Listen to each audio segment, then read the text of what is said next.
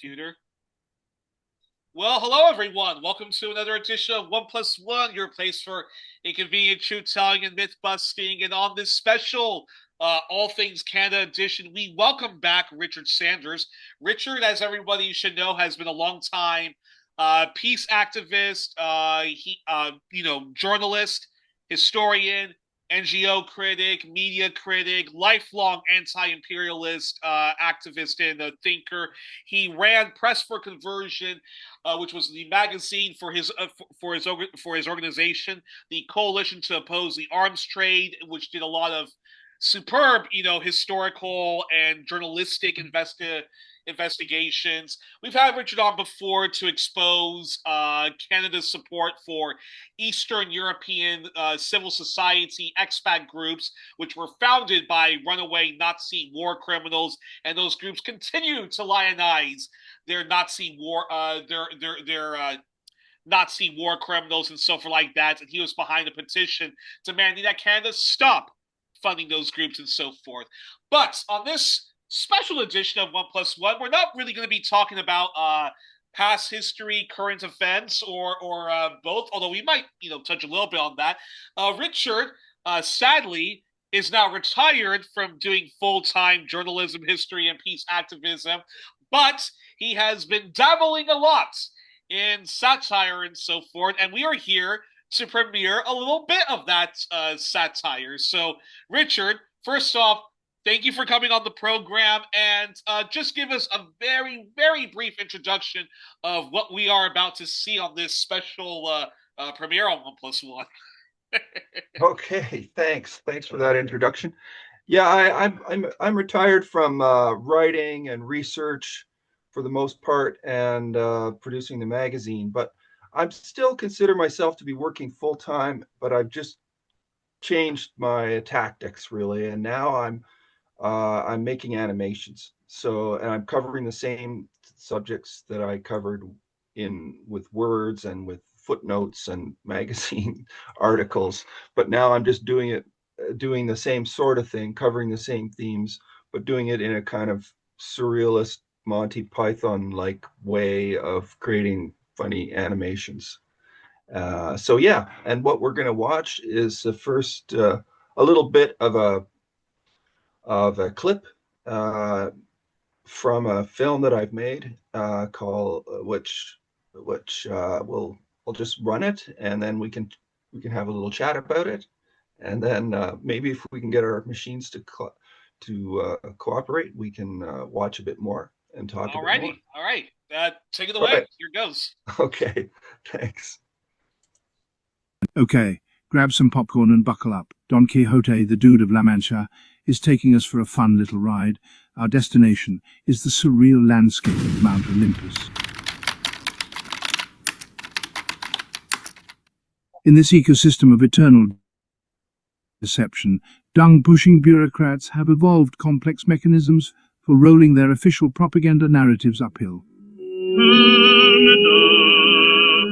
It's a piece of bull. When we debunk their foul myths, these con artists have learned to repack their stinking balls of bull dung into new and improved lies that are again revered as truth.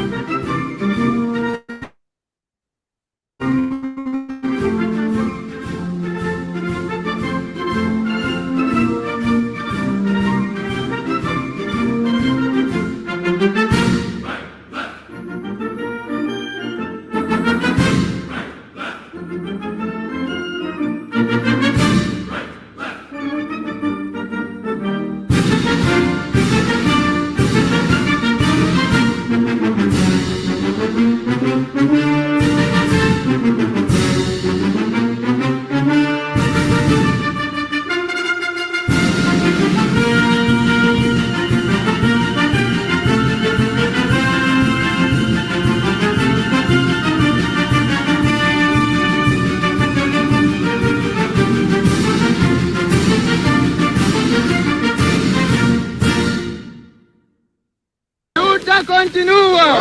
La luta continua!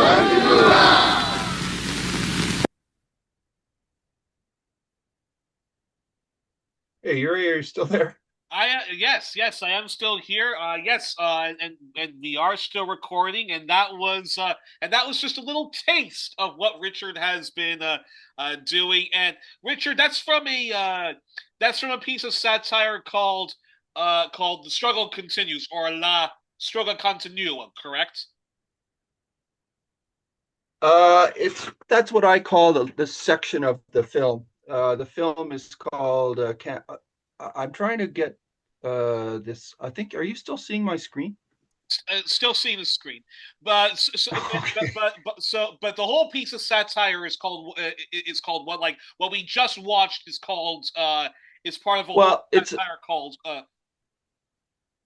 let me okay. Yeah, that is a little section from this 80-minute film that I made, and that huge film is called Canada, a Peaceable Kingdom. okay. Which is a play on this frequently used phrase that Canada is a peaceable kingdom, like full of peace. But it's Exactly. what what I'm saying it's a peaceable. All right, I'm trying to get back to so I can see you. How do I do that? Wait a minute. Okay. There. Are we? Uh, No, it's still on it still is on the shared screen. okay. But Well, actually, this is but actually keep that on just for a moment. okay. And actually and then actually just answer this question. Uh, Okay. so Richard, you've retired from full time journalism, history, peace activism, and all the NGO and media criticism that comes with that. So tell me, what inspired the series of satires and the art that comes along with it, which brings you here today? Well, I'm still, I wouldn't say I'm retired from peace activism. I'm just Okay, doing my peace activism through animation now, uh, instead of doing it through writing articles and, heavily researched articles and publishing them in the magazine and all that. But I'm still a peace activist. I'm still working just as hard as I was. I'm just doing it in a different way. I'm just trying to use humor as a way of, as a tool in our toolkit that and satire as a way to expose the same bullshit that I've been trying to expose all these decades. exactly. I'm just doing it now with animation. Then I have to ask you this. So, for some of us who are ignorant of classic literary, explain. Well, actually, this doesn't show up yet, but maybe we can show a clip for it. But for some of us who might be ignorant of of classic literary, explain Don Quixote and what the and what the story that story's connection to the satire you're trying to convey. And if you do want to show us, a little clip of that, feel free to. Yeah, um, sure. Okay, well, Don Quixote, it was the first novel. It's considered to be the first novel. It was Spanish, and it was by Cervantes, and it was about this guy who read too many romantic novels, and he got it into it, this old guy, and he got it into his head that he was a knight, and he went off on these adventures, and he tried to he's, for example, is the most famous one is maybe when he sees these windmills, and he thinks that they're giants, and so he runs at on his horse up against the windmill with his spear and jousts at the windmills and tilting at the windmills. But he sees them as giants, as monsters. And so I kind of think that that's what we are trying to do. Like it seems so futile sometimes, that we take on these tasks, and there's a huge psychological stress that comes from decades of taking on these uh, onerous task of trying to tilt at these windmills, and sometimes people don't. It also kind of deals in a way with my critique of some certain NGOs, these government-funded organizations that appear to be doing good, but they sometimes are actually promoting coups and wars and invasions and occupations, and are they're actually not helping, but the government funds them. And I did a lot of work, for example, around the exposing organizations that aided and abetted the Canadian government in the overthrow of a democratically elected government in Haiti, and then they installed a dictatorship, and then covered up the atrocities of the dictatorship. And there were these development groups and peace groups and human rights groups and democracy promotion groups in Canada that were funded by the Canadian government. And then there was all these other groups in Haiti that were also doing it. Now, why do I bring up all that? Because Don Quixote was kind of deluded. He kind of had some delusions, and he, for example, like he saw these windmills as and thinking they were monsters. Anyway, so um, uh, so we're struggling in this to try to make a difference, to try to change the world, but it does take a psychological toll on people. It's not easy to do this. We're up against. I kind of see the windmills. I kind of make a comparison between the windmills and the mass media, the corporate media that's constantly spinning out these deceptions and these lies, and um, feeding the public with with all sorts of bullshit, uh, to convince them that what they should do is support these government programs. And the mass media is a big part of the problem. And it's uh, so we're up against that. We're up against all sorts of similarly seemingly impossible tasks. Um, so I don't know. I see some parallels between Don Quixote, yeah, and what we're trying to do. Uh, but before I ask you to try to uh, before I ask you to even to show another clip if it's possible with the Don Quixote Yeah, references. Now obviously you're talking about Canada's peace of bull kingdom, bullshit. The BS of like Canadian peace kingdom, Canadian peacekeeping. That Canada is this peaceable kingdom. That it's a place founded on peace and whatnot. But of course, and you're juxtaposing, those images of Canadian institutions, these professional liars, these professional BSers, with you know the beetle, which takes care of the elephant dung to create its own ecosystem, its own environment. Now, that's healthy in the eco world, and but but but but yet you're talking. Of course, when we call BS, or when we say that the Canadian government is full of BS, and of course you challenging these myths about Canada and all the BS, that's not healthy for us. I mean, that certainly is not healthy. So how do you juxtapose the necessary thing a beetle does in its environment hmm. to what we're trying to, which is trying to eradicate, the the BS of our politicians, the corporate media, the state media, and yeah, I'm curious your response on that. Yeah, well, a number of things come to mind here. One thing that I'd like to point out is I think dung beetles are great. I love dung beetles. I don't mean to, uh, spread bad thoughts about dung beetles, because they're amazing actually. Um, but one of the things that I came to mind is that the idea that I have about this comes in part from some Greek myths, fables, and plays. Yeah. So in Aesop, I think he was about 600 BC. There, he had a fable about the eagle and the dung beetle.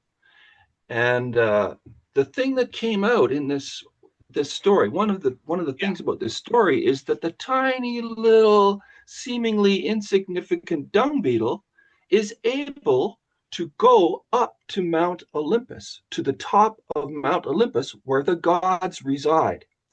And so, remembering that, knowing that fable, um, Aristophanes wrote a play called Peace after the Peloponnesian Wars, and it starts with a guy who's feeding this dung beetle, and it's a flying dung beetle because he remembered that there was a myth that dung beetles could get to Mount Olympus, and the goddess of peace was being held captive on Mount Olympus by the god of war, and so this this guy fed this dung beetle, made it really big, and then he rode on the back of the dung beetle up to the top of Mount Olympus. So that's in an ancient Greek play, and I've mixed those two stories up, mixed them up with another Greek story of Sisyphus. So Sisyphus is this tyrant who is condemned by the gods to push a boulder up a hill. And every time he gets it to the top, it rolls down. So it sort of symbolizes the futility of a struggle. Like you're constantly pushing this, doing this huge job of, and it's kind of like the peace movement. We're constantly trying to do this hard work, and we've been condemned to do this job over and over again. And every time we get the boulder to the top, it comes down.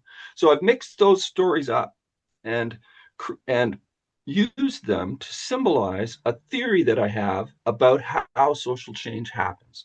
So I think that one of the key things about how social change happens is that the officials, and I'm comparing the gods of Mount Olympus with politicians.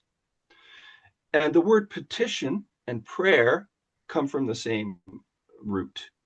So we are petitioning our politicians in the same way that some people pray to the gods. And we're trying to make change. And one of the problems that we face is that the powers that be control the narratives that people have in their minds about reality. And so they can control through the mass media what people think to a large extent.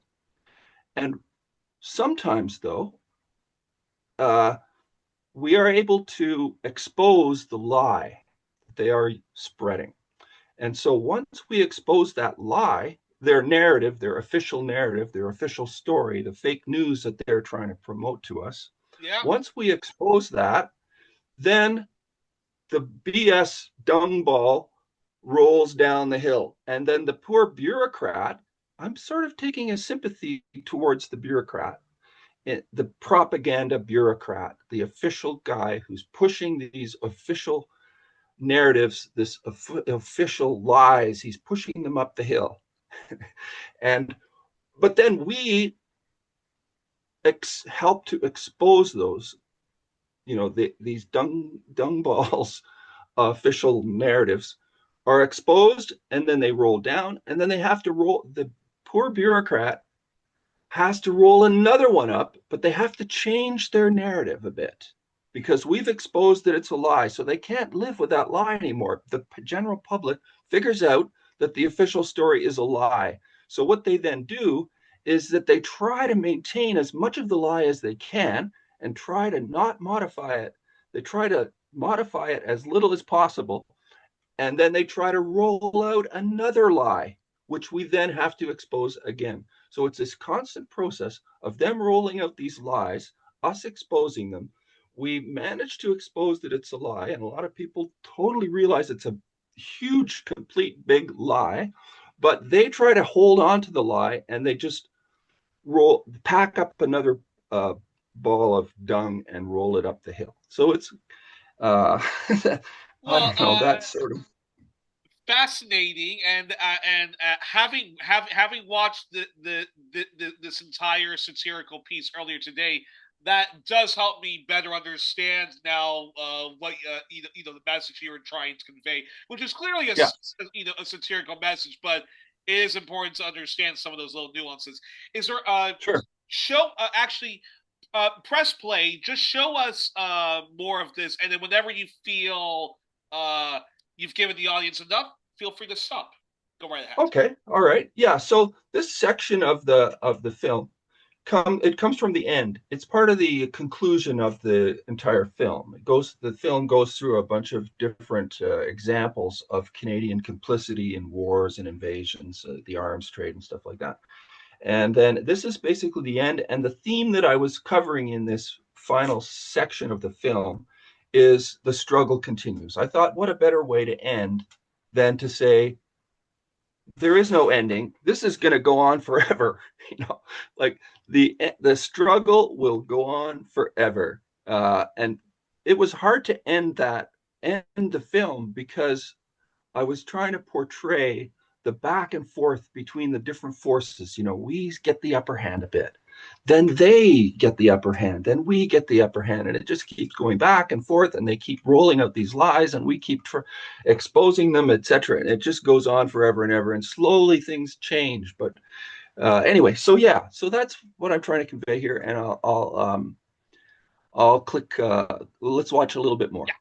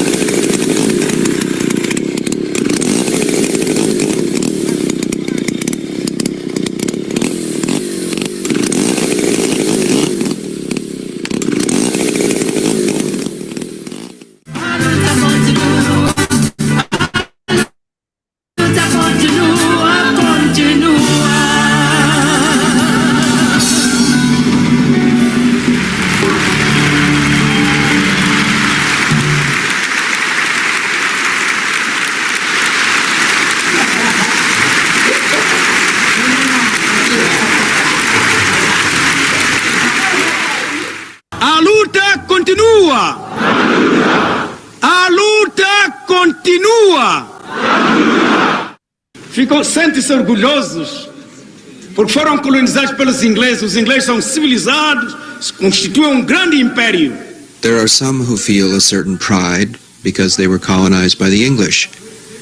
The English are civilized and had built a great empire.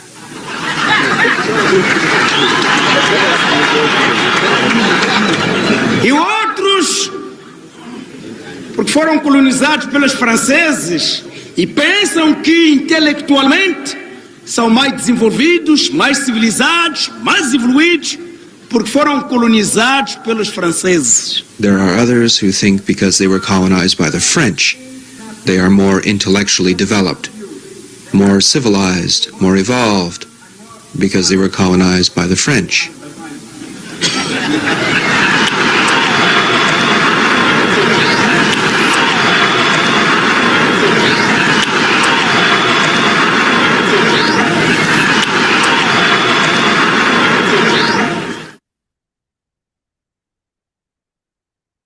A luta continua! A luta continua!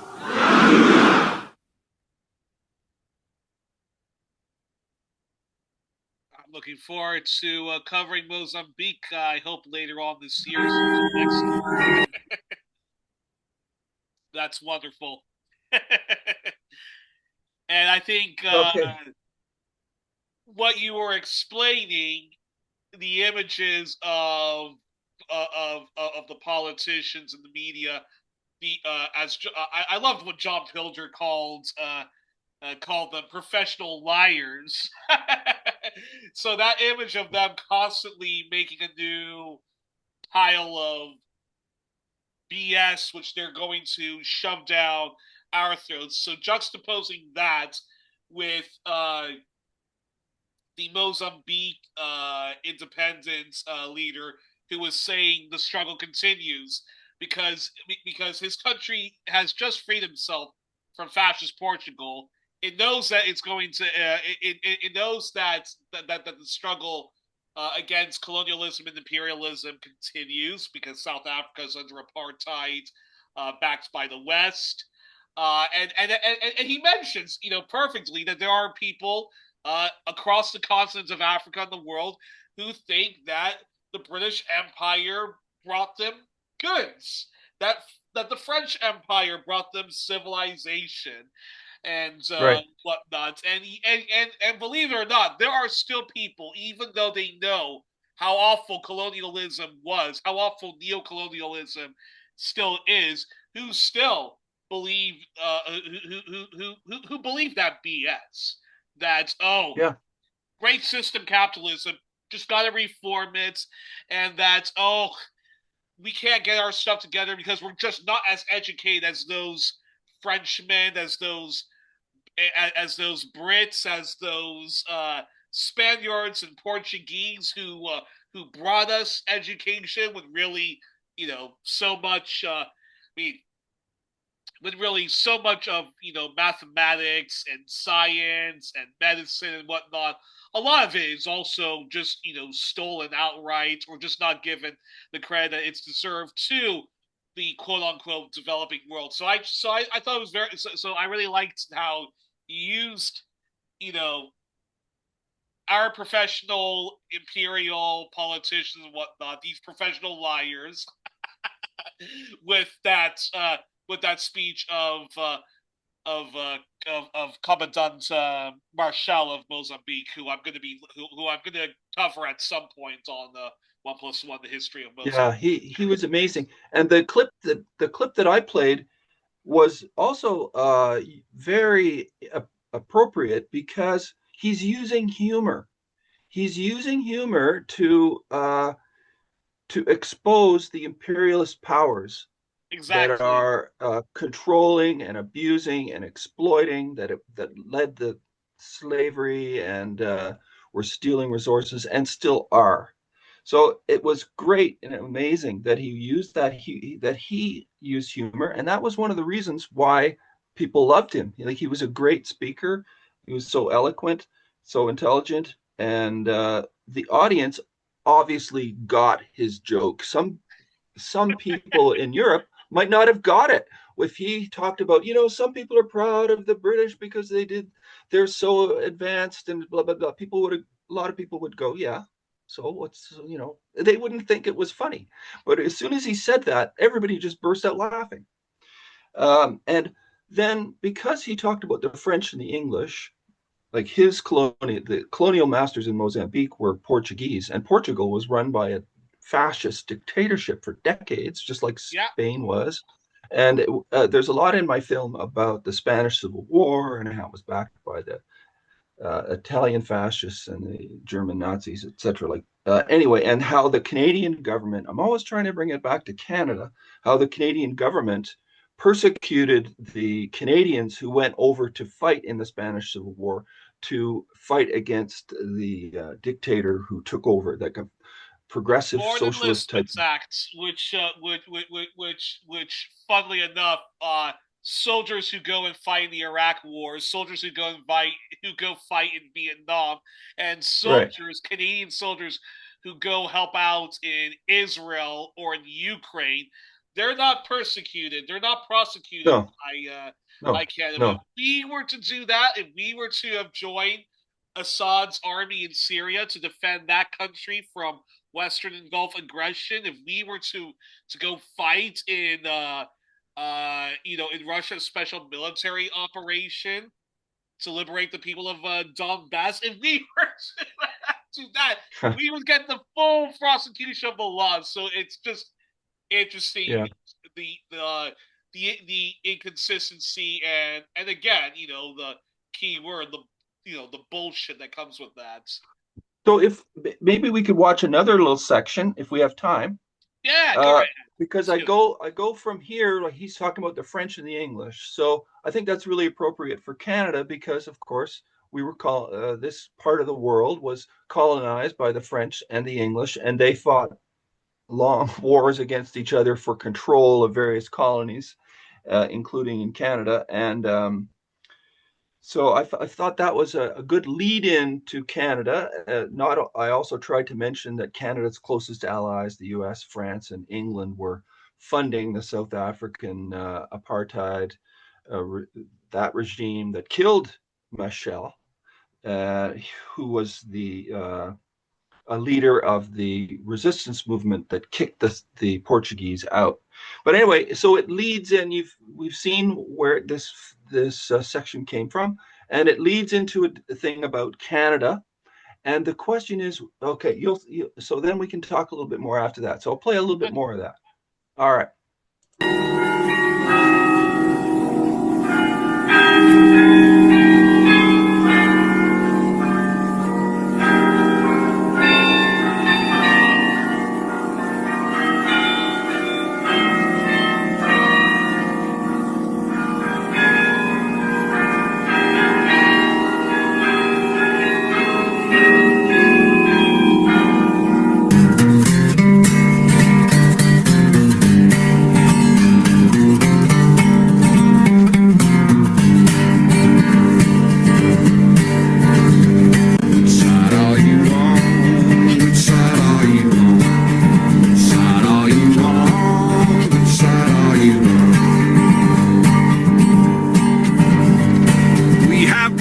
Democracy that big money can buy.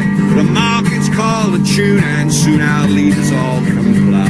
Come all you greedy bankers, you pessimists as well. We're here today to chase you away and to build a better world.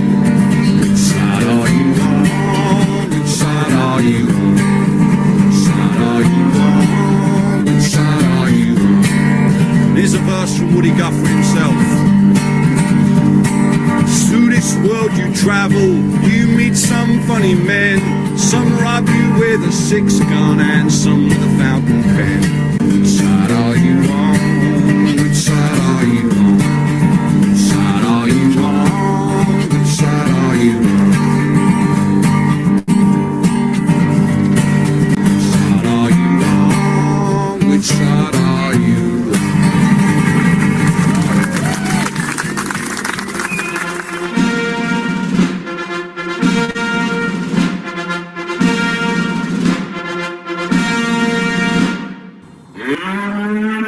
We just are getting a budget approved, $1 trillion, highest budget we've ever had in history for military, $1 trillion. And we're getting the greatest missiles, the greatest weapons. Seems to be an awfully big waste of money. Waste of money. Waste of money. We believe in peace through strength, peace through strength, peace through strength. It's a big, big, big waste of money.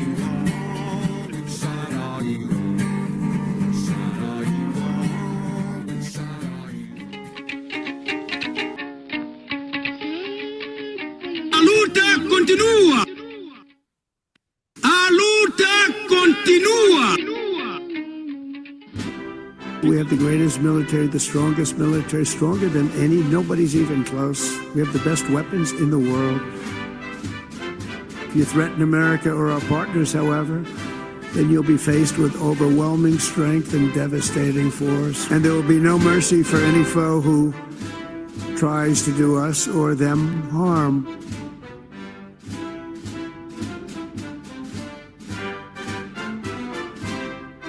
You know, nobody makes military equipment like us. We have the best military equipment, the best missiles, the best rockets, the best everything. Best submarines, by the way. Most lethal weapon in the world.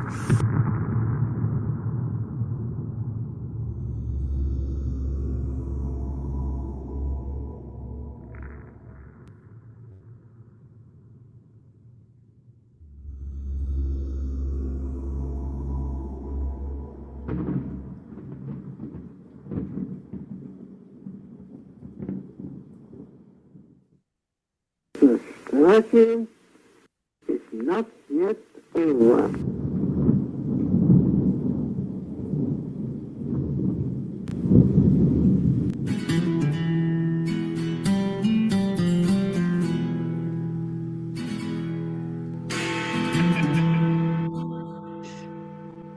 Abrid al caballero Don Quijote de la Mancha, al que el mundo espera para su mayor asombro.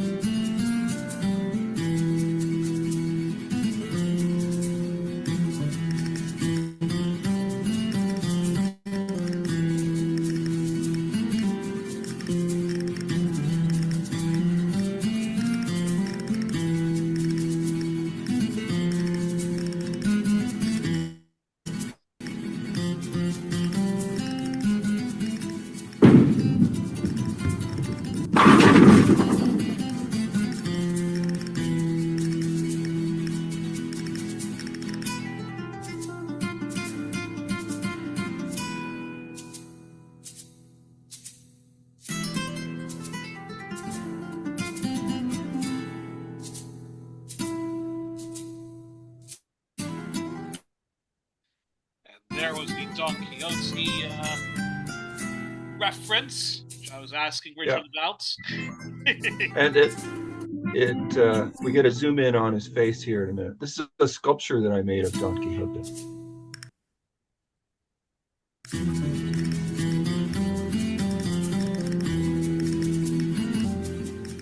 Cut! Cut! Cut! Cut!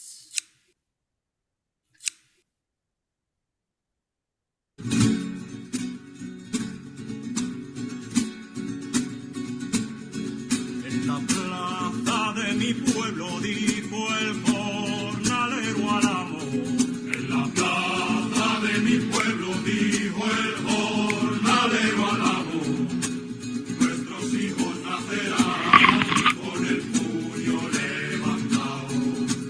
Nuestros hijos nacerán con el puño levantado.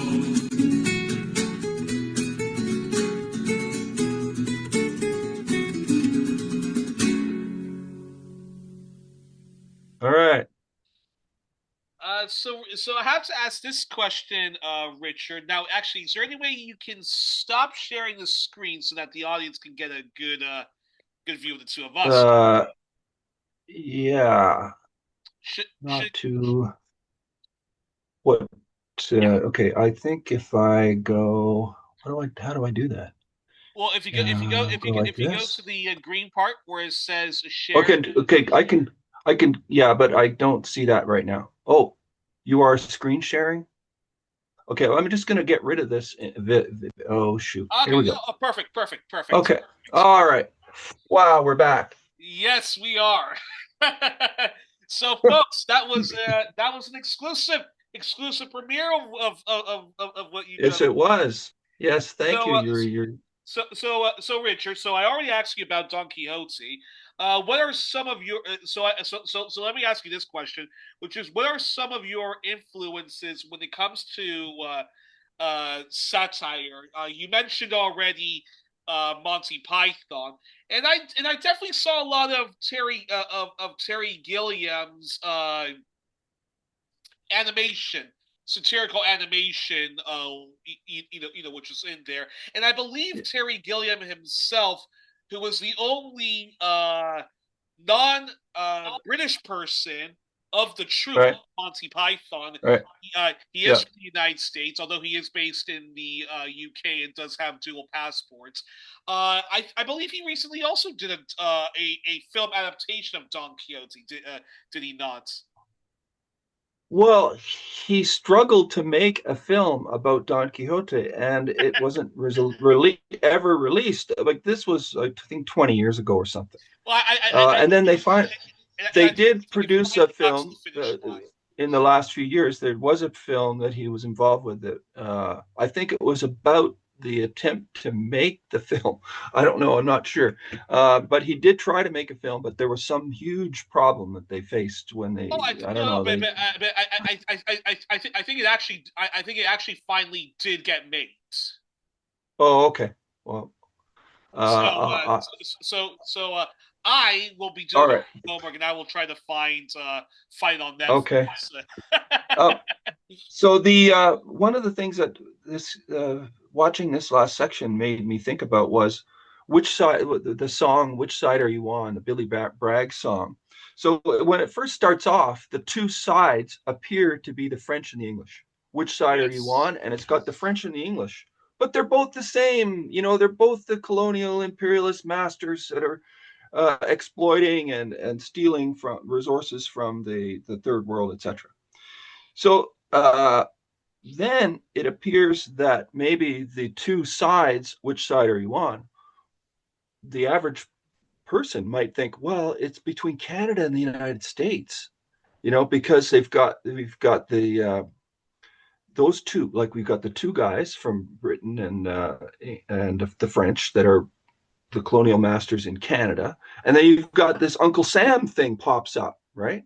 Uncle Sam pops up, and you've got the Canada stuff. So you're thinking, because a lot of people think, oh, Canada is so much better than the US. It's not. It's the same. They're cut from the Exactly. same cloth. We did the same thing. We did the same residential schools. We put them on the reserves. We killed them. We stole their resources, and we've been waging these wars around the world. And Canada is the biggest supplier of military equipment to the United States. That's what I spent a lot of my time in my career in the peace movement, the anti-war movement, was exposing Canada's role in the international arms trade. So that's a false dichotomy. I mean, and a lot of the film has to do with heroes. Who are our heroes? Who do we choose to glorify? And then there are all these tens of thousands of people that Canada brought over after World War II that glorify Nazi war criminals that were racist, ethno-nationalists, largely from Eastern Europe. But we've also, anyway, so um, their heroes are, and it's interesting in Ukraine, for example, they build monuments to these Nazi collaborators, and they tear down the monuments that the Soviets had in Soviet Ukraine that were glorifying the Red Army for having liberated Europe from the Nazis. The Yeah. Nazis invade, and then they drive them back to Berlin, and 27 million Soviets were killed.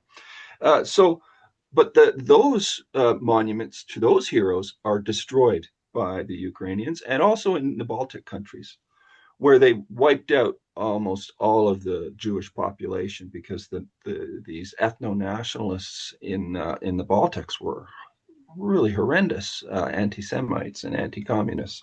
Yeah. So the idea that Canada and the U.S. are different is, and that, which side are we on, Canada or the United States? And that's really a big thing lately, because of the tariffs.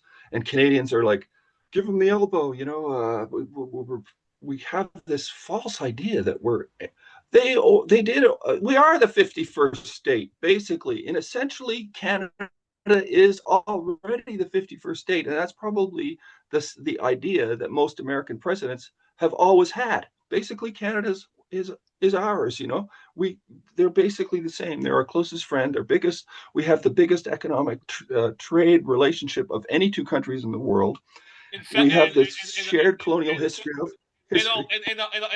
and also not just Canada, but you did in edition of Press for Conversion, Coates magazine, a People's History Of the the CIA. CIA. You have a chapter which is dedicated, which is specifically about my mother's country of the Congo, and one about Australia. I'm currently reading the late John Pilger's book about his home country of Australia. He would always joke that Australia was the 51st state because of Yeah. how much America meddles into Australian affairs, making sure that either the very right wing liberal national coalition gets to power, or the very right wing Labor Party gets into power, and America even coons Gough Whitlam, which Yeah. which you talked about, and it doesn't get more darkly farcical that it doesn't get more darkly farcical, I find, than that. And I think and John Pilger, a lot of people didn't even, I think a lot of people often completely overlook this, but there's quite a lot of humor in his writing. And there's even sometimes subtle humor in his documentaries, because when he talked about because you've spent your life campaigning against the arms industry, and in one of his documentaries called Flying the Flag, Arming the World, he talks about where he goes after the military industrial complex of Britain, when he talks about the Trident submarine missiles, which the Scottish public overwhelmingly doesn't want. He describes the Trident missiles and how Britain has forced this on Scotland as the following: it's one of those gentlemen's agreement, which is a feature of British democracy. Yeah. So like you were saying, it is hilarious how there is so much anti-Americanism, and yet in Europe, it's you would think this is the golden opportunity to finally break away from the American empire and decouple, but no, they want the American empire. They just want it to be under an Obama figure or a Kennedy figure. They certainly like it when it's the Democrats, and they want Trump to just do good and so forth. So please, Trump, continue to destroy Ukraine and to have us almost having a nuclear war with Russia. And it's so ridiculous as when we talk about Canada, because like Canada's all like already its economy, its culture, its army and everything is already vastly integrated with the United States. So what the hell are people like?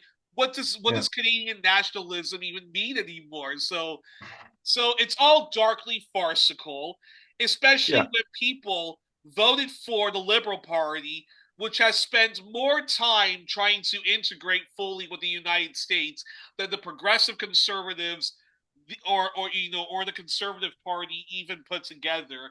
And again, Chrystia Freeland, when Trudeau was Prime Minister, said that Canada adopts an America First foreign policy. Well, you mentioned people really expect Mark Carney to be the one to stand up to Donald Trump when his political party, the political party he leads, is all about full integration with the USA. And Cretson himself, I'll close by saying this, Cretson himself even admits this in his own autobiography. He said the following, that when talking with Bill Clinton one time, that, hey, we cannot appear to always be the 51st states. If we show just a little bit of difference, we can be more valuable to you than the CIA. Yeah, the reality is so much more absurd and surreal than anything that a humorist or a surrealist could put could create. The reality is just so bizarre. It's just so hard to believe that people can fall for this stuff. For just to add to what you said, the Liberal Party was ousted was put the Conservative Party. Okay, so there was a huge conflict in the early 60s. The United States wanted to put nuclear weapons in Canada. They wanted to base them here. Our Prime Minister, who's a progressive conservative, Diefenbaker, he said, no, you cannot have nuclear weapons based in Canada. He refused. So that was the main thing that he did that upset Kennedy, who's seen as this great progressive. But Kennedy was such a hardcore Cold Warrior. He was an incredible anti-communist Cold Warrior. He wasn't a fascist. He wasn't a Nazi like some other presidents. Not like his father. Like his father. But anyway, Kennedy hated Diefenbaker. So the American State Department, the CIA, and the media and the militaries of the two countries got together, basically, and overthrew Diefenbaker. They ousted him in a constitutional coup. So the government was dissolved, and they had an election, and then Kennedy sent his election mastermind of computers at the time, which were just a new thing being used in elections, huge databases and that kind of thing. So they sent up a person to help Pearson, and that helped. And they also worked through the media and everything like that, and they discredited Diefenbaker, who had a huge majority before that. But anyway, Pearson got in. What's the first thing Pearson does? And I talked earlier about heroes. Pearson is considered like this amazing peace hero in Canada. Even the mainstream peace movement still reveres Pearson as if he was some kind of wonderful peace activist. First thing Pearson does when he gets in power after this coup is he puts nuclear weapons in Canada. American nuclear weapons are based in Canada, in BC and in Quebec. Beaumark missiles. So it's just incredible that and the idea that Canadians like to think of themselves as so much better than Americans when we're so similar, and our militaries are completely integrated, no more than any other two, like especially the Navy. Like our navies work together. We have so many exercises that we know exactly how to fit together and work as one in a war. And Canada supports every war. And the idea that Canada wasn't involved in the Iraq War is a total myth. What's promoted by the Liberal Party, we did more for the Iraq War than almost all the countries in the world. We're probably about the fourth top country in the world in terms of support for the 2003 section of the war against Iraq, and we helped blockade the Persian Gulf all through the 90s with our frigates. And then we did so much to help the Iraq war. And yet there's this mythology that so many people believe that the media has not exposed. I did a whole issue of the magazine on that, about Canadian involvement in the Iraq war. Anyway, yeah, there's so many lies. Oh, one final thing I want to say before I give it back to you to share your wisdom on these things. I've forgotten what I was going to say now. Oh, sorry. It's okay. Well, when it comes back, be sure to say it. Oh, I know what it is. You said liars. Yes. The word liars for the propagandists. Liars, yeah. Professional liars. I have to take a little bit of an exception to that. I think that the propaganda, the narrative, the official narrative that these professional propagandists spread, whether they're in the government or in the media or in NGOs or wherever they're to be found, because they're all over the place. They're everywhere because people are all influenced by the media as well. So these lies, even the people who are spreading the lies don't necessarily know that they're lies. They actually believe this. They believe this stuff. They're not lying. I mean, because a lie means that it's not true. I think that would be my definition of a liar, is someone who's saying something that they know isn't true. If you're spreading a lie, but you think it's the truth, then are you lying? No, you're not lying. You're actually just spreading they're true believers. They think that it's the truth. So do you think? And they're the best propagandists. The ones who really believe the bullshit, they are the best because they really believe it, and so they have the conviction and the passion behind what they're saying. If they were lying and they were just making it up, they would not be as convincing. Think about it. If someone comes to you, and they'd have to be a much better actor. But do you think when it comes to the Canadian Secret Service, the police, the semi-NGO world, the missionaries, all of these cogs in the machine of imperialism and the propaganda networks, do you think that there are two folks? There are the ones who do know that they are lying and really do have and they are sincerely evil in their heart of hearts of wanting to just dominate and control the world for a few corporations and whatnot, the one percenters. And then there are others who actually do truly believe the bullshit that uh oh yeah, I am going to Africa and I am going to convert these people to whatever They Christianity. really believe that it's good for those people. They really think they're helping. So And I then don't know. I yeah, think there's yeah. there's the two extremes: the people who know 100% that they're lying, and then there's the people who totally 100% believe the lie. And then there's a whole range in between where there's certain, and some people might say, well, I know that this little part of it isn't true, but it's necessary to say that this is true in order to promote the cause or something, or they have all different rationales, justifications for Exactly, lying. exactly. But they might believe a lot of it. And then there'd be certain parts that they don't believe. And then there's just this incredible range of diversity within that spectrum, because it's not clear. It's not a clear cut thing. Like you always wonder, like for years I just sort of wondered, like, does this person know that what they're saying is just not true, or do they really believe it, or well, like it's hard to know. Like sometimes you just don't know. Like, is this guy lying, or does he really believe Well, this?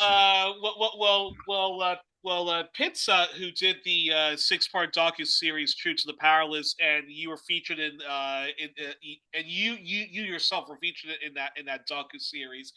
He said when he confronted, I'm blanking on his name, but it was a liberal politician who was involved in the coup against Aristide and who was a teacher in the Munk School of Global Affairs. And Pizza said that he didn't add this in, in the documentary, but he said that he remembers when he was confronting, this politician, this, international relations professor about his role in the carnage that was the Paul Martin, George W. Bush, Jacques Chirac coup against Jean Bertrand Aristide and all of the misery that came with that, the brutal politicide that came with that, the fact that Canada was supporting a reactionary right wing movement, Duvalier, and he said that the guy, just was in shock, and he said that he just could not believe that people in Canada and elsewhere were calling him a war criminal. So Again, though, I really did think in his heart of hearts that what he was doing for Haiti was good, even though you think to yourself, well, wait a minute, anyone who looks at whatever declassified Freedom of Information Act, you know that like you're supporting the most reactionary movements. All of this stuff happened under your watch, and yet you still don't can't understand that you are complicit in crimes against humanity. I'm curious. So I'm curious. I'm curious your response to that because I think that's a perfect dichotomy of how people can get fooled. So you have the George W. Bushes of the world, and you have people like Dwayne Claridge who are open about their crimes against humanity. That we overthrew Chile. We overthrew Salvador Allende, and we did install, a fascist. But hey, we did it for our national security. We did it for our economic reasons. Suck on that, world. And then you literally have the people like Obama, and then you have the people like Obama who I think literally think that we did good in Syria. Oh, we did good in Libya. Sure, little ISIS here and there, and they didn't hurt that much. Come on, so I'm curious your response on that. it's so hard to know what the heck's going on in another person's mind, Yeah, even if someone that you're really close to. But these people are so distant from us it's really hard to know what the heck's going on. And it's so it's so complicated, really. And when it comes to intelligence services and their covert operations and whatnot, they're just completely steeped in lies, and lying is considered an important thing that you have to do because you have to cover up what you're doing, and you can't just openly overthrow a government. You have to do it secretly, and then years later, the documents come out, and people, if they bothered, they would know that it was a coup. Or that the lies behind the war. Like another issue that I did for the magazine was about pretexts that have been used by the United States to launch wars, like the excuses, the justifications that they use. Sometimes they just make stuff up, like the Gulf of Tonkin incident. Like, we were attacked by the Vietnamese, we have to escalate the war. Didn't happen. Completely fabricated.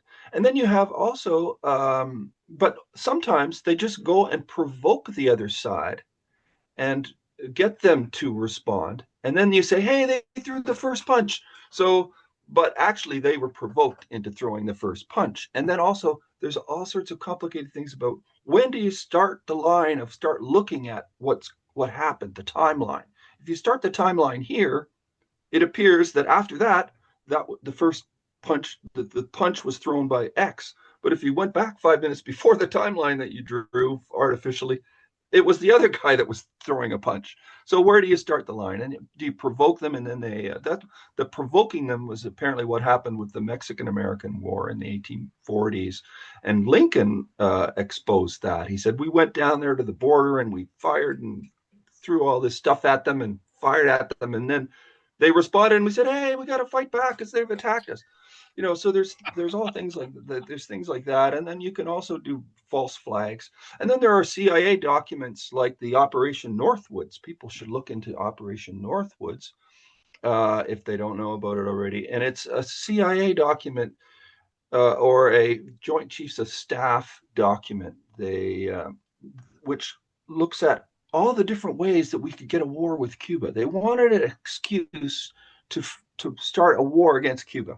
Well, we could, and then they had about 20 things that they could do to get a war going with Cuba. We could, one of them was terrorist attacks in Florida and blame it on the commies.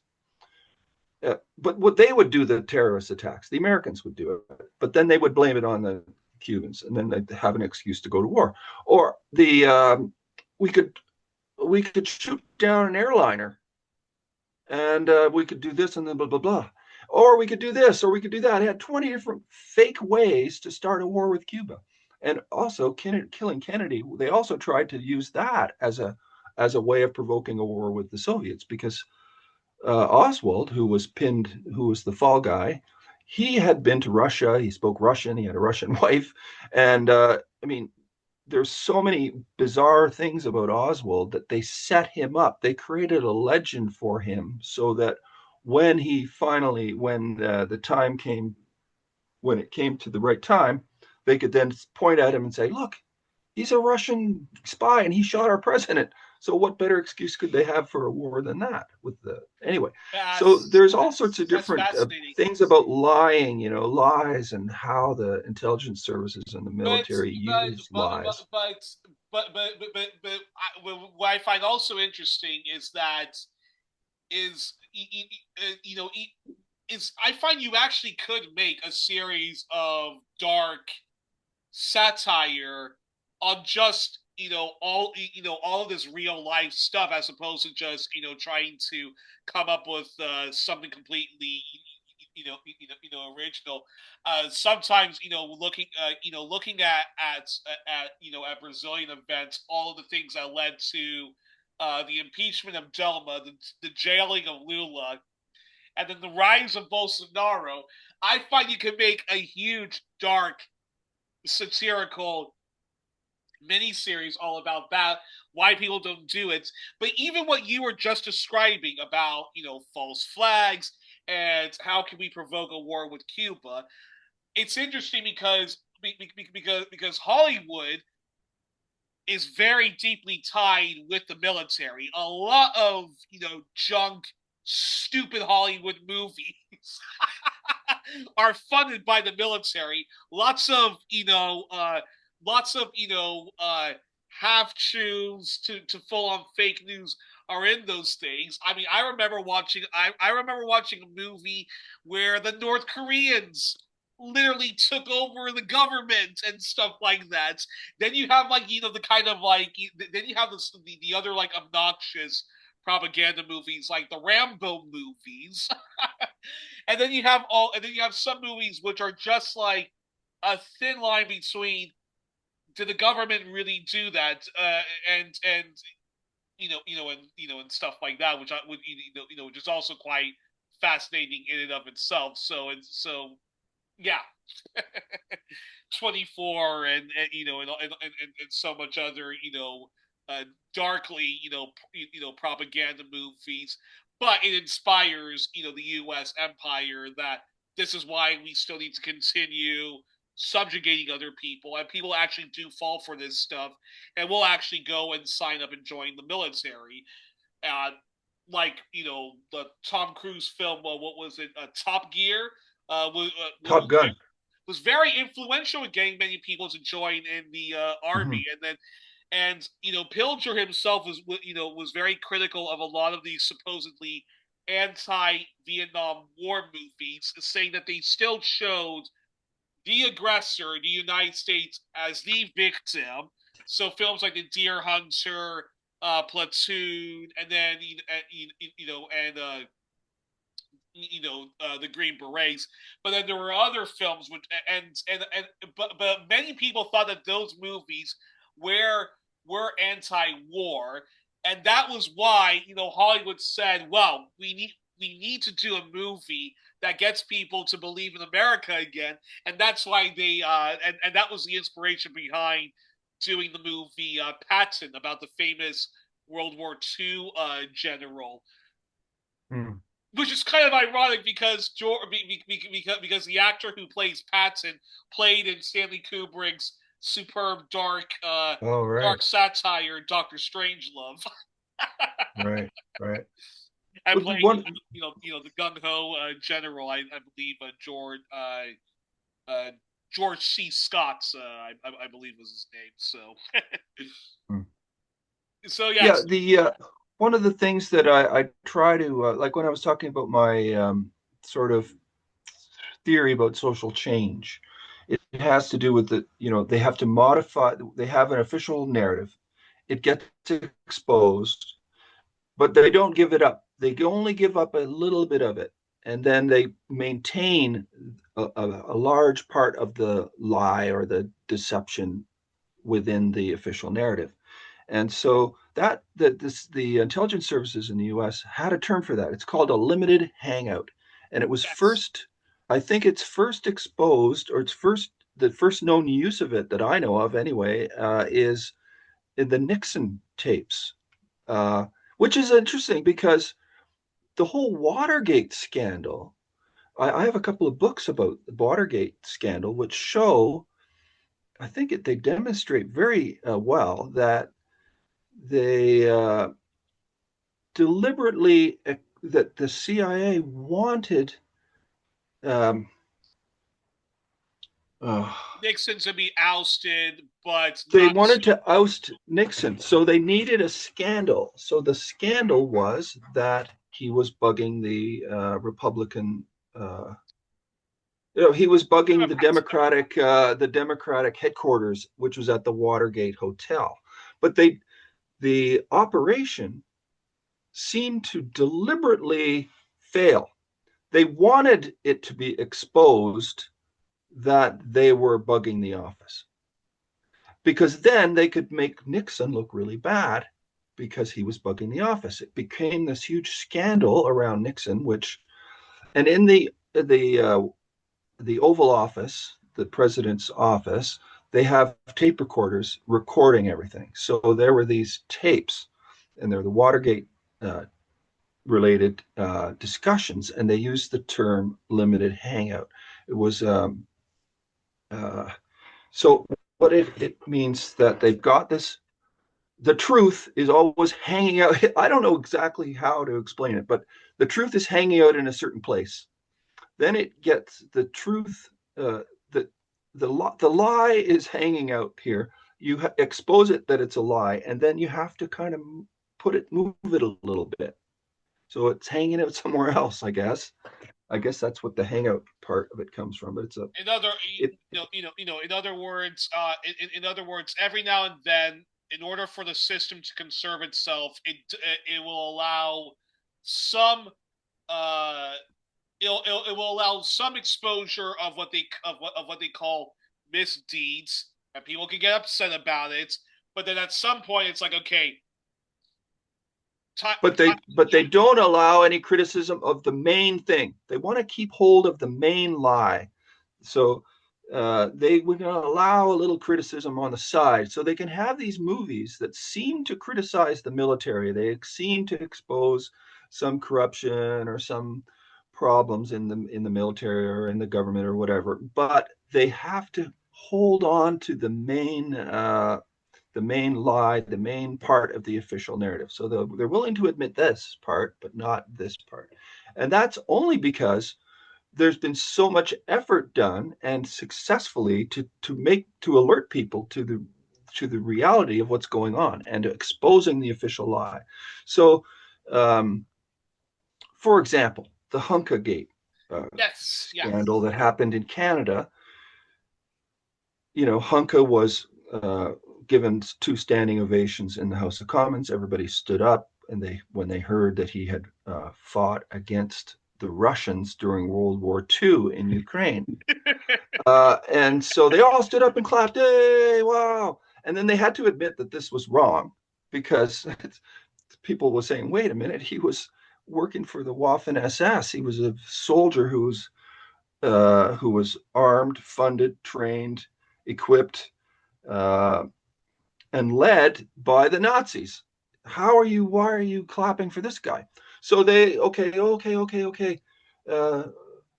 We were wrong to clap for this guy. But they never tell you that they brought 2,000 of these guys. They didn't want to admit that. They sort of just try to admit as little of the problem as possible. So, okay, we'll admit that he shouldn't have clapped for Hunka. And not only that, but basically this was the biggest egg on their face moment of the stand blindly with our Ukrainian proxies. This was I was hoping that this would finally be the moment we could have an honest conversation about Ukraine, why Russia felt the need to do what it did with its special military operation, what was going on in Donbass before Russia's invasion of Ukraine. I was hoping we were finally going to have an honest conversation about it, and it was like a little 15 minutes of fame. A little 15 minutes of fame where we could finally push back against the people who were calling us, people like you, me, Eve Angler, and so forth, tankies, just for saying, look, the tragedy of Ukraine did not start with Russia's special military operation. It started when us, the West, overthrew a democratically elected government in Ukraine. Doesn't matter whether they were left or right, but overthrew a democratically elected government in Ukraine, installed a proxy, and then we allowed and we supported a government which allowed the flourishment of Nazi movements and folks that were rewriting history. It actually goes back a lot farther than that. It goes back a century. The Ukrainian nationalist movements, these organizations, these ethno-fascist type organizations have been around since the Russian Revolution. And the first example that I remember reading about that sort of follows with that is that during the First World War, the British were making contacts with those Ukrainian nationalists, and also right after the Russian Revolution, we were using Ukrainian nationalists as proxies in the war, in the civil war that happened after the revolution in Soviet Russia. But the limited hangout when Hunka was glorified in the House of Commons, one of the things that they never admitted, they admitted, okay, yeah, we shouldn't have clapped for Hunka. It was a mistake. People didn't know what they were doing. But they never came out and said, and we've been funding these organizations that glorify Nazi collaborators. We've been funding them since the late 40s, early 50s. In fact, it was Mackenzie King, his government, that created the Ukrainian Canadian Congress, which is quoted daily practically by the CBC. And they never say, oh, by the way, the Ukrainian Canadian Congress it's an umbrella organization, and it has different organizations part of it. And since the World War II, two of the organizations that are part of the Ukrainian Canadian Congress umbrella are the Association for the Waffen SS and the Association of Veterans for the Bandera Army, the Ukrainian Insurgent Army. So you have these two different, and the deputy minister of everything, Chrystia Freeland, is associated with those. Her own grandfather was a Nazi collaborator who was running the Nazi newspaper in occupied Ukraine. His tenant, who he evicted, was a Jewish person that was sent to be slaughtered in the gas chambers, in the concentration camps, and his pile of far-right filth and anti-Semitic junk journalism. I mean, that was what Chrystia Freeland's grandfather was doing, and her parents were associated with those civil society groups. And when he came over to Canada, there's so much that that never has been exposed on that whole story.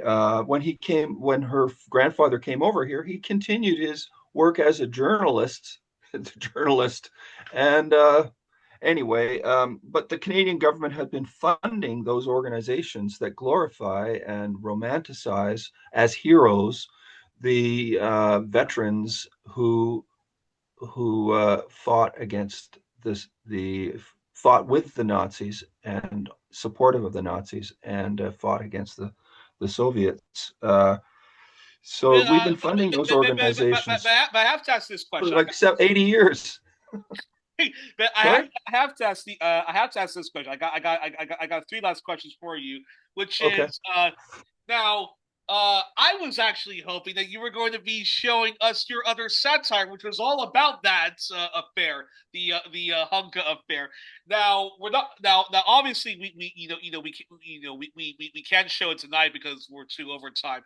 But can I please beg you to come back on the program to show that satire, the Hunka Burn in Love, and will that be on the Facebook page you have for if people want to look at the entire piece of bull kingdom? will that be there? Yeah, well, eventually it will be. Perfect. It's a feature-length film, and I'm just releasing little bits and pieces of it now. And I'm not sure which parts I'm going to put up there, but I've got this one 13-minute segment that's put up, which is largely from the conclusion. But I will be putting up other little bits and pieces. Yeah, I wanted to mention that I created this Facebook page called the Quixote News Network, QNN. And the idea behind this is to create I don't know how. I'm kind of starting just basically from scratch. I don't know how to do this. It's new to me. But I've created this page on Facebook called the Quixote News Network, and I'm starting to put clips from the film there. And I'm hoping that in the future, I can use that platform as a vehicle or whatever to produce, where I can put other animations and just little things.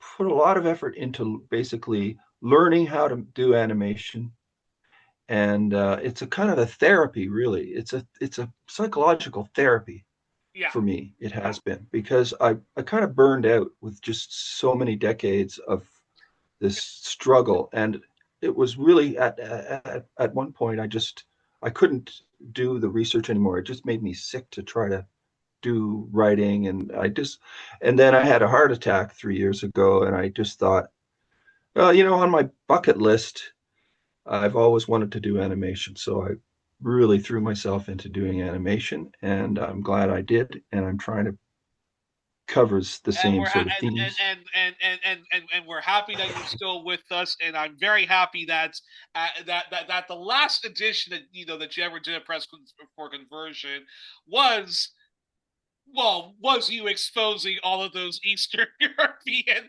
Yeah, it was society it was groups and the Nazi skeletons in their closet, and still pursuing far right reactionary movements in Eastern Europe, which don't want détente with their Russian brethren and so forth, and want these endless wars, and are very, at its core, anti-leftism and so forth. So, yeah. but Yeah, then, I'd be happy to come back and share the some other parts from the film, like the ones that you like about Hunka, and there's a lot of definitely, different kinds of music in the film. I really enjoyed so incredible range of music in there. They're from the marching music to sort of exactly. religious hymns, like anthems are kind of like religious hymns. But And then have there's kind of folk music, there's punk music.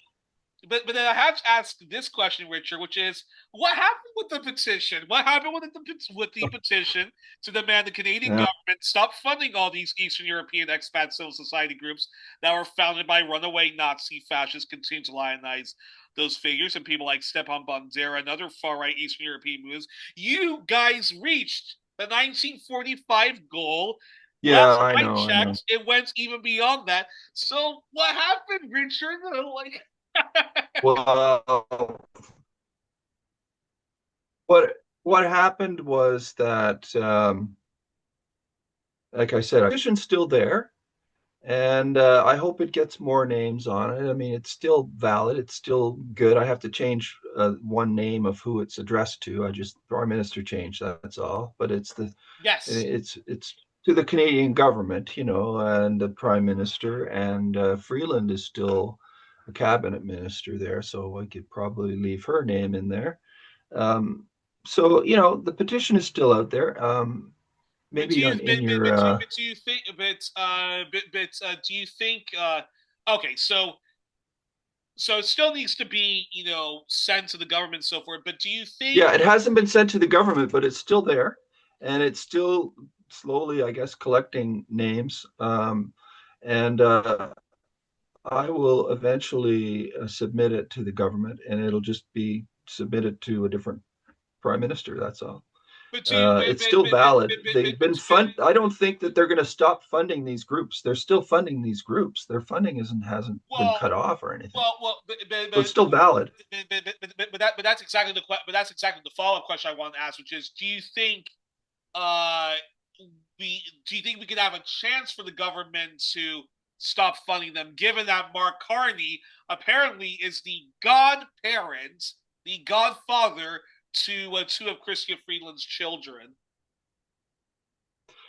Well, petitions have a lot of different functions. One of them is to try to change the government and influence them and tell them. It's like prayer, like I was saying, like praying to the gods of Mount Olympus, asking them to do something. One of the functions of that prayer is hopefully the gods will do what you want them to do. But there's other functions to it. And one of the functions was, for me, was I had created this publication that exposed all of these different fascist glorifying groups funded by the Canadian government that had received ongoing funding for their monuments, for their community centers, for their publications, for their programs and events for, I don't know, 70 years. And so and this was before the the war in Ukraine. I mean, there was the Civil War when the Ukrainian government was bombing the Donbass and killing thousands of people there. But so it wasn't before that, but it was before the the Russians moved in to denazify and to protect the Russian-speaking citizens of Ukraine who'd had their language rights taken away. Can you imagine in Quebec if they weren't allowed to have their schools in French anymore? I mean, this is, or we Canadians are pretty open to the idea that, well, if I mean, we have it. It's a thing where if Quebec voted and decided that and more than 50% of the population wanted to separate, we would let them separate. Well, in the Donbass and in Crimea, we're looking at a much, much higher percent of the population is Russian speaking, identify themselves as Russian culture, and identify with the Soviet, their parents and grandparents and ancestors who fought against the Nazis. Meanwhile, in the other end of Ukraine, there are all these people who identify, well, anyway, they glorified the other side. Their heroes are completely opposite. So you've got the extremes of the country. So I forget where I was going with this. Do not let the momentum pass any longer. Do send that petition, even if Mark Harney doesn't himself decouple from Freeland, although he's kind of demoted her. That is a good thing, but do not let the momentum pass any longer. Do send that petition. Yeah. Well, anyway, we will have to get you back, and we will have to the reason. Yeah. Sorry. I was talking about the different functions of petitions, and one of the functions that I was trying to get to this point, but I got caught up in the whole history of the stuff, and I forgot my point. I don't know if it's a senior thing or just whatever. But the point is that one of the functions of a petition might be, and in this case, I think it was a conscious thought in my mind.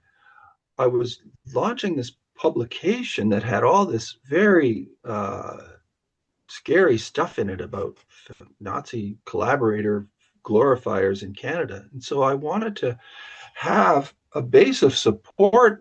Like I wanted to build a movement of people around me who would understand this, and it wouldn't just be me saying this stuff. I don't want to be on my own saying all this stuff. And there weren't very many people at the time who were talking about far-right movements in Canada and organizations that had been founded and led by these Nazi collaborators, Holocaust perpetrators, and people who wanted Ukraine for Ukrainians, which means they didn't want people from other ethnic groups. I mean, Bandera himself said in some speech or letter or something that he wrote, he was saying, we have to realize that if we want the country that we want is Ukrainian for Ukrainians, we will have to kill millions of people. He said this before World War II. I mean, they didn't just, they often portray themselves as being stuck between two evil big monsters, like we were up against the Nazis on one side and the Soviets on the other side, and they're both equally horrible. And so we were stuck in the middle, and we had to go with the Nazis because, what are we going to do? Fighting against Russian but it wasn't like that at all. It wasn't like that. They had so many similarities in their political ideology. They were very far right. They were totally anti-communist. They were anti-Semitic. They wanted to build their own ethnic power, the power around their ethnicity. They're ethno-nationalists who were fascistly, oriented. It wasn't that they were sort of equally stuck between these two things. No, they weren't. They were very close to the Nazis. They were basically, it made total sense for them to go with the Nazis. They just went a bit too far. The Banderites went too far because they wanted their own independent country. And the Nazis didn't want them to have their own independent country. They just wanted them to be part of Germany. Unbelievable. But yes, I do have to mention that you guys already 2 years ago reached the 1945 goal. Yeah, all right. I know. So we'll advance, get that petition going. Yeah. Well, originally this film was supposed to be, the whole idea of this thing, and it was supposed to be just a little thing, that it was to promote the petition. That's what it was for. And it just took on a life of its own and totally absorbed me, and became a thing in itself. It just got a life of its own and got legs of its own and took off, and I was running after it.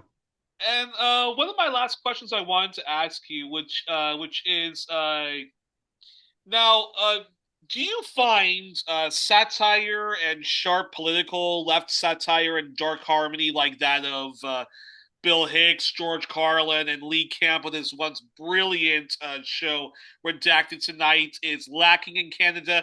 And if the answer is yes, then why is that? And what's it going to take for a Canadian George Carlin, a Canadian Bill Hicks, or a Canadian Lee Camp to come about in yours truly, Canada?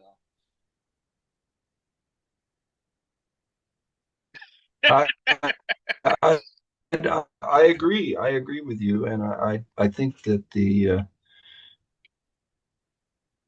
I think satire is really important. Humor is really important. It's a tool that we should use more.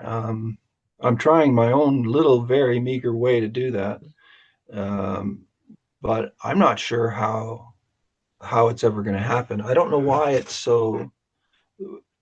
why it doesn't exist so much in Canada as in elsewhere. I mean, we have comedians, but they're limited hangout type comedians. They'll criticize to a certain extent, but they don't really get to the core of the problem. They're not radical. They're not getting to the root problems that we face as activists, that really could expose the darkest, deepest side of how ridiculously imperialist our government is. Sorry, what? Of just like how false everything is in Canada. But I think that kind of goes to show you. Now, Lenny Bruce once said that if white America told the truth for one day, its whole world would fall apart. Is that basically like what's happening in Canada? So the fact that that nowadays in Canada, including in the National Post, although the National Post has been engaging in a lot of residential school denialism, but the fact of the matter is, Canada is at a point where it has acknowledged we have had a settler colonial past. We have a settler colonial present, and we have to address the grievances of Indigenous people. And that was a very big, mythology that was finally smashed in Canada. What? You mean Canada was a settler colonial country just like Australia, New Zealand, and the United States was? And do you think, because that was such a huge concession that the elites, that the professional liars, or those who do smell their own bullshit, did have to concede that that's why Canada is just being so stubborn with this whole nonsense that they're a force for good in the world, that they're the good guys on international relations and stuff like that. They try to be the good conscience to America when America does bad, or Britain when Britain's doing bad. I'm curious. Well, they try to pretend. Yeah, they try to pretend that they are. Well, it's back to this limited hangout where you admit only the bare minimum of what you did wrong. and you try to cover up as much as you can of the bad stuff that you did. So the whole thing uh, revolves around residential schools. So residential schools, sure, that's great that you're exposing residential schools. They don't expose the full extent of it, I don't Yeah. think, but they limit. It's a limited hangout. They are only admitting the stuff about residential schools. You don't hear much about confining people to reservations. You don't hear about the Indian Act much. You don't hear about a lot of things, but they've admitted the stuff about the residential schools. They've picked one thing. Okay, we're going to admit the residential schools, but then we're going to try to cover up everything else. Um, I think that's what's going on. It's again this sort of limited hangout where you admit a part of your bad past, but you don't want to expose.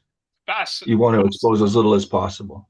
That's fascinating. No, I mean that reminds me of a lot of what Rosalie Conniff Monk said in John Pilger's film Utopia, the last film he did about his home country of Australia and Southern colonialism. She said that that in Kevin Rudd's big apology, he does not apologize for the theft of Australian land, dispossession, the genocide, the reservation.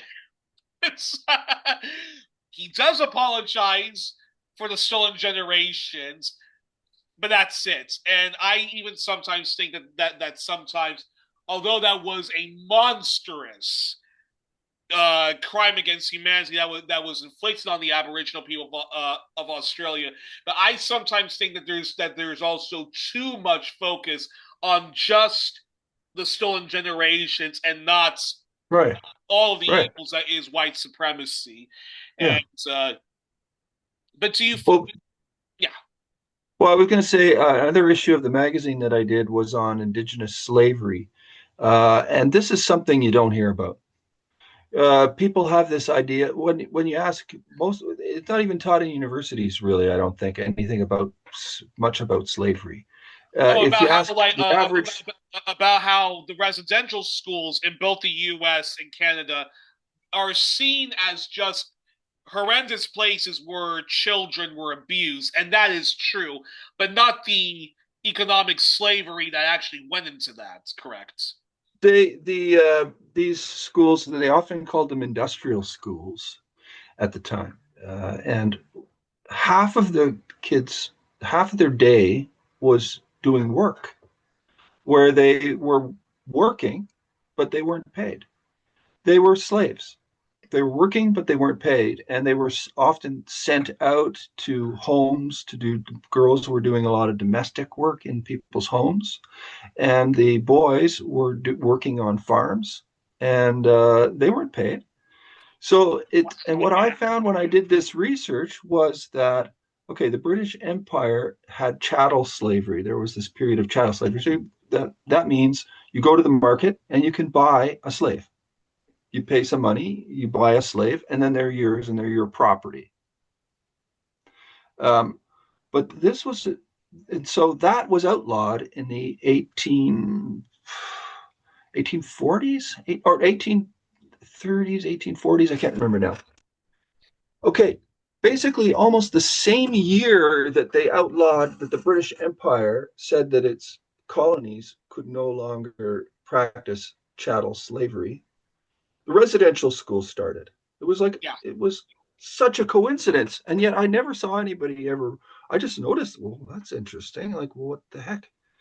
I don't think I ever saw anyone referring to that, how the period of chattel slavery and the banning of that form of slavery happened at a certain time. And then the residential schools started right away afterwards. And immediately they were enslaving Indigenous children.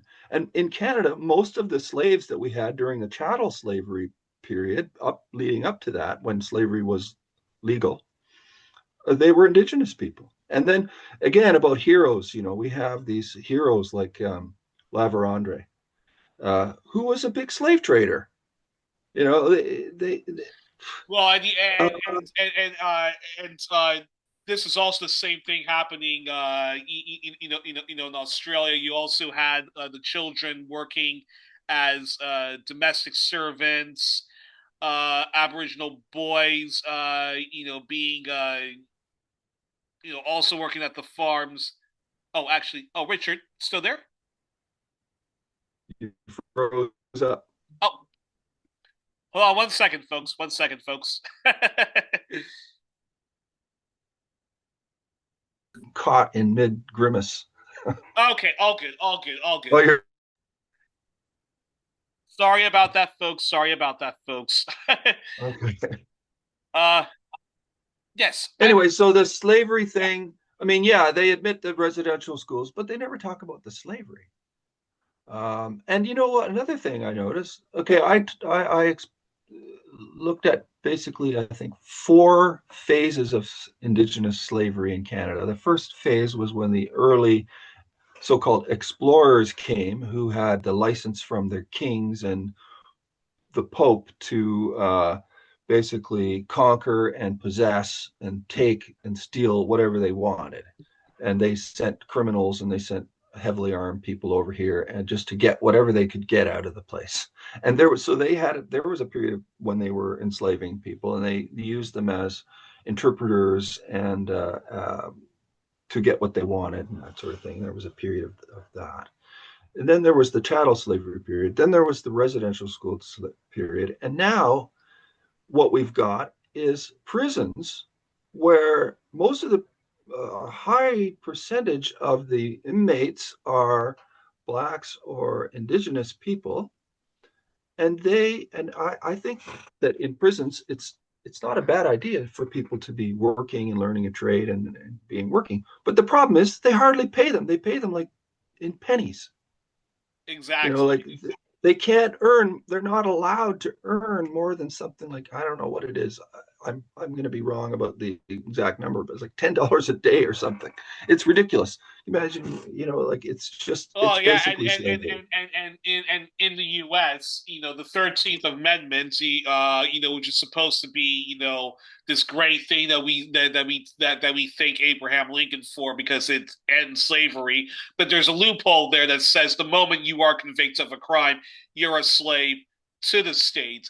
And guess how many Black, Native Americans, Latinx folks, and whatnot are in these conditions, even even working class people who are in these forms of debtors prisons and whatnot. So yeah, no, so that's unbelievable. But I guess but here's an interesting thing though. Because I was asking you, when is there going to be a Canadian, George Carlin, Bill Hicks, or Lee Camp? Uh, but I'm but and you have retired from doing full time activism and journalism and history and so forth. And but are you happy though with the fact that that you heaven forbid anything happens to you tomorrow or the day after, we have folks like Eve Angler, we have the Canada Files. There's this new generation of very robust, passionate anti-imperialists who are all about like smashing the myth that Canada's. no, it's great. Of course. It's how could I not like that? Sure. But I think you're right that it would be nice. It would be super great if we had some hardcore lefty comedians out there that could help in this. I'm not a comedian. I mean, I'm doing this animation that's funny in a slapstick kind of way, and I need help with that. Like my idea is to create this media platform where we can do more timely stuff because I've spent a lot of time learning how to do the animation and producing this big thing. But I think what I need to do is produce little smaller things and include interviews. Like I'm thinking of having animations some of my sculptures could be used to interview activists. So Yeah. it's got a bizarre kind of surreal existence, surreal, something surreal and bizarre about it, because you've got a puppet interviewing somebody. But it's a real person they're interviewing. They're like, could be interviewing you or Eve Engler or whoever, some radical great activist, but have them being interviewed by a puppet. And that adds a kind of a strangeness to it that might attract more people to watch it. Whereas, a lot of people, I don't want to watch some activist guy researcher talking about stuff. It's kind of dry and boring, even if they get excited about it and they're enthusiastic and they're, articulate and eloquent and everything, but maybe you need to catch people's attention with some more curious animated elements to it. I think that anyway, that's my idea at this point, but maybe that could work. At the same time, I think we start with little seeds and we hope that it just continues to grow. Yeah. Because I have noticed, although I don't follow the gray zone as much as I used to, but I have noticed Max Blumenthal is very good at sort of using humor and also depicting the dark satire that is like real life awful, international affairs and whatnot. I think I used to listen a lot to Unauthorized Disclosure, which co-hosted by Kevin Gostola and Rodney Kolik, and they are not afraid to actually use like a lot of humor, in just in talking about the state affairs amongst each others or even amongst guests. Uh, of then you have the examples of Jimmy Dore, who of course uses his humor, even though I don't agree with him on all the COVID stuff and whatnot. So maybe yeah. I guess I guess it's probably going to be part of like the new generation of people who, although we are talking about very grim stuff, not afraid to invoke humor into it to keep our sanity and show people the dark farcity of it all. Then or Well, it's so ridiculous. I mean, this stuff is so ridiculous. It's so out there that you can hardly not use humor. I mean, how can you not look at this in with a humorous lens, because it's so over the top.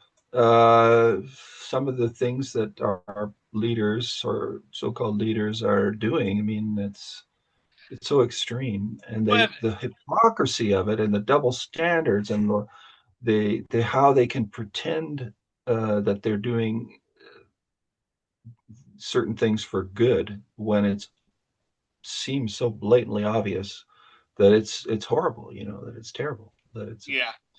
But and at the same time, I think I just think it's interesting because Canada I think has done I think Canada has done a much better job when it comes to Indigenous solidarity, focusing on the plight of Indigenous people, uh, compared to the United States. Whereas a lot of where I find there's a lot of focus on the plight of Black people, to a degree, Latinx people, the two, the queer community and so forth, and even anti-imperialism and Palestine justice, but not enough focus on both the past and the present plight of Native Americans, Indigenous Hawaiians, and Indigenous Alaskans.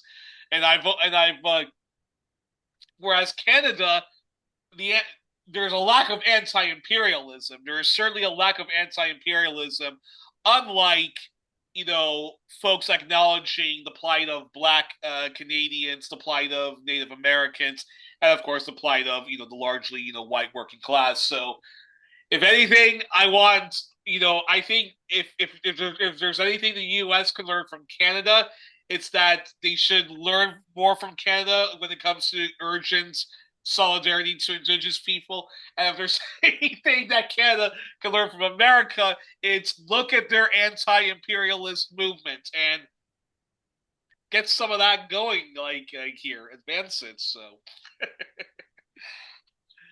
but yeah, so that's my 2 cents on this. But anything else? But Richard, before we close, so do remind us where people can find the full video. Whether you're going to put the full video up and plug more. And plug more your new projects.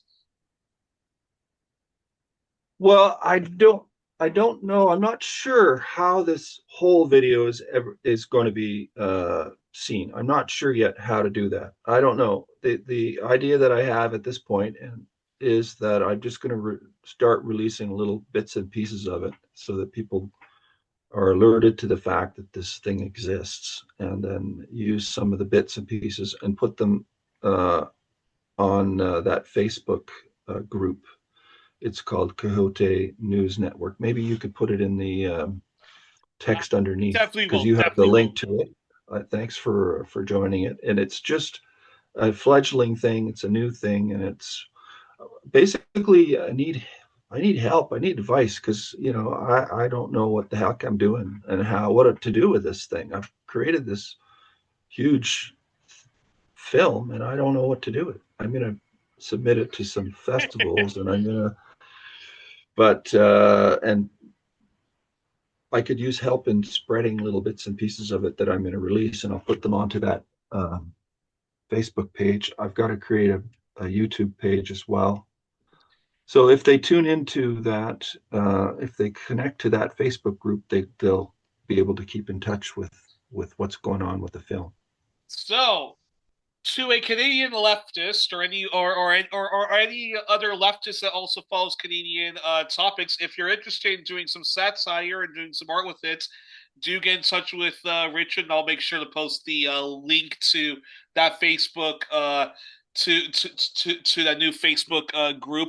My final question, this very important question, because you are retired, but can we still though? Okay, so if one goes to the website of Coat to read, the past investigative pieces you did on residential schools, on the Eastern European fascist groups that Canada has supported, all of your amazing work you've done on Haiti and the roles of semi-NGOs, the India-Pakistan conflict, and so forth. Can people still get all of those as a hard copy? So so can we still order those from like mailing, and we get them as like a printed version copy, or only in online form? Well, a lot of it, since about 1990, I guess. Is that when I started? Yeah. So I think all of the issues are online from about 1990. Oh, no, sorry. Around 1999, I think is when I first, anyway, they can get those things online, but I do have hard copies of a lot of issues, and I could send them to people. So if people go to the website, the Coat website, and say, yes, send me this issue or that issue, I'll look and see if I have copies of it. Because then sell them to whoever wants them. Okay, fantastic. Sure.